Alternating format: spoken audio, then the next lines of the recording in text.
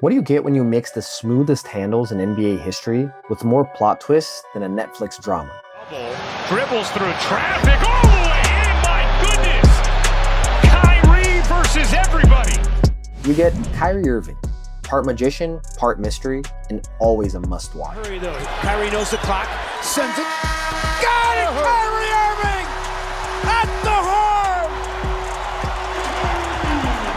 horn! Let's get this straight.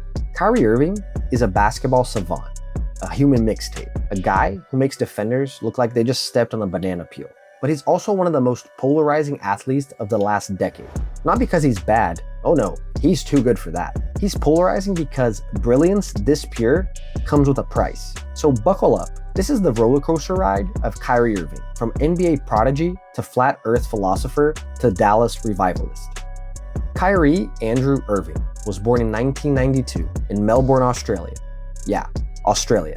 But no, he doesn't have an accent. He moved to the US early and was raised in New Jersey, where basketball ran in his family. His dad, Derek Irving, was a baller at Boston University and played professionally overseas. By high school, Kyrie was already cooking defenders like it was a backyard barbecue.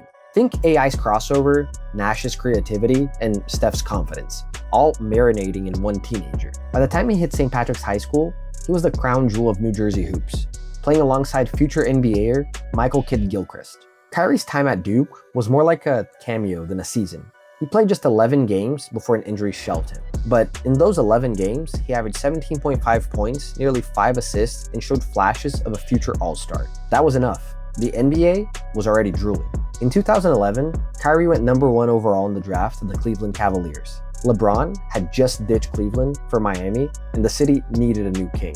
Before LeBron came back, Kyrie was Cleveland's entire basketball hope. The Cavs were winning 24 games a year, but Kyrie made sure the highlight reels didn't suffer. His handles were a cheat code, and defenders, they looked like they were auditioning for a slip and slide commercial. From 2012 to 2024, he averaged 20.7 points, 5.8 assists, shot 46% from the field, and he dropped a 41-point game in his first ever All-Star appearance. But the Cavs were going nowhere fast until the return. In 2014, LeBron announced he was coming home, and just like that, the Cavs became contenders. Kyrie became the most talented sidekick in the league, but not your average Pippen to MJ. This was more like two alphas playing chess with fireballs. The fit wasn't perfect, LeBron was the leader, Kyrie wanted his own legacy. But on the court, it was magic. The 2016 NBA Finals. Let's talk about that year.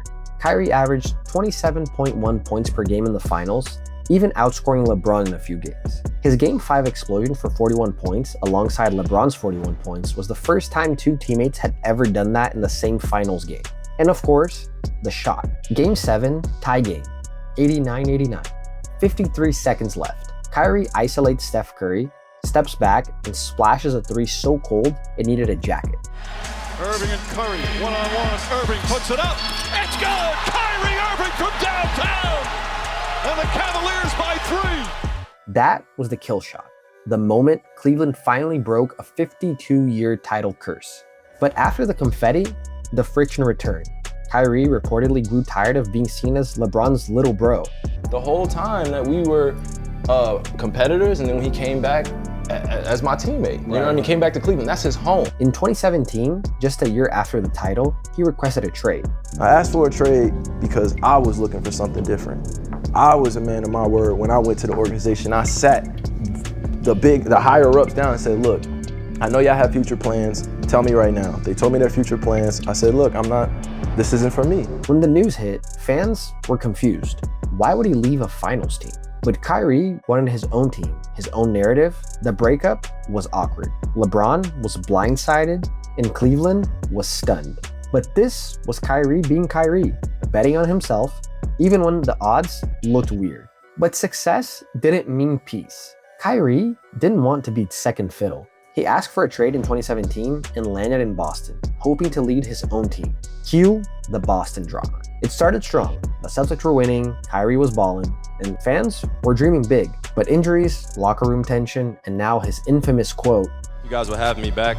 I plan on re-signing here next year," turned into a PR nightmare when he left in free agency. Boston fans still salty. And in the middle of that, Kyrie dabbled in off-court curiosities, saying the earth might be flat, questioning media motives, and beginning his transformation into basketball's spiritual philosopher. 2019, Kyrie signs with Brooklyn, pairing with his buddy Kevin Durant, who's still recovering from a torn Achilles. The Nets instantly became the NBA's most interesting science experiment. Spoiler alert, it blew up. Year 1, the ghost season. Kyrie played just 20 games. Still, he drops 54 points and 82% shooting against Chicago, a clinic of efficiency. But injuries and mysterious absences pop up. He misses games for personal reasons, and the media doesn't get clear answers. Then comes the pandemic. Let's not sugarcoat it. Kyrie refusing the COVID-19 vaccine became a defining moment, both for his career and the NBA. New York mandates made him ineligible to play in home games. The Nets initially benched him altogether. Eventually, they allowed him to play on the road, like a part-time player.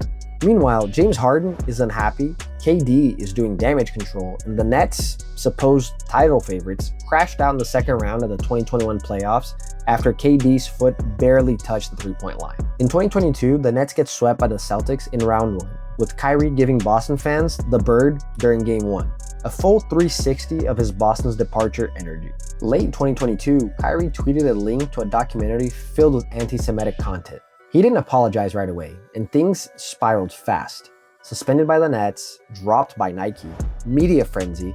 Eventually, he did apologize, but the damage to his reputation and relationships lingered. By early 2023, the Nets were imploding. Kyrie requested a trade again. This time, it wasn't just about roles and egos. It was about trust, control, and narrative. And just like that, the Brooklyn era was over. Kyrie, KD, and James Harden played just 16 games together. 3 top 75 players, 1 playoff series win, more headlines than wins. But in classic Kyrie fashion, the chaos came with some of the most jaw-dropping performances you'll ever see. In 2023, Kyrie was traded to the Dallas Mavericks to team up with Luka Doncic. Skeptics said, 2 ball-dominant guards, this won't work. Early returns were rocky, missed playoffs, questionable defense, and awkward chemistry. But in 2024, things clicked. Kyrie accepted more off-ball duties, became a late-game killer, and the Mavs surged into the playoffs, making it all the way to the NBA Finals, where they eventually lost to the Boston Celtics in 6 games. So what do we do with Kyrie? He's a 7-time All-Star, an NBA champion, Olympic gold medalist, arguably the greatest ball handler in NBA history. He's got a movie to his name, Uncle Drew, a signature Nike line before they dropped him, and one of the most unforgettable shots in finals history. But his career also includes trade demands, injury issues, conspiracy talk, public criticism, and lost seasons with loaded teams. He's not Steph, he's not LeBron, he's something else entirely. He's Kyrie, the riddle the league still can't solve. Kyrie Irving reminds us that genius doesn't follow a script. Sometimes it scores 50, sometimes it sits out, sometimes it drops a poetic quote, and sometimes it sets Twitter on fire. But every time Kyrie steps on the court, you watch, because you never know what's going to happen. And in a league where predictability is the enemy of excitement, Kyrie Irving is chaos, the beautiful kind.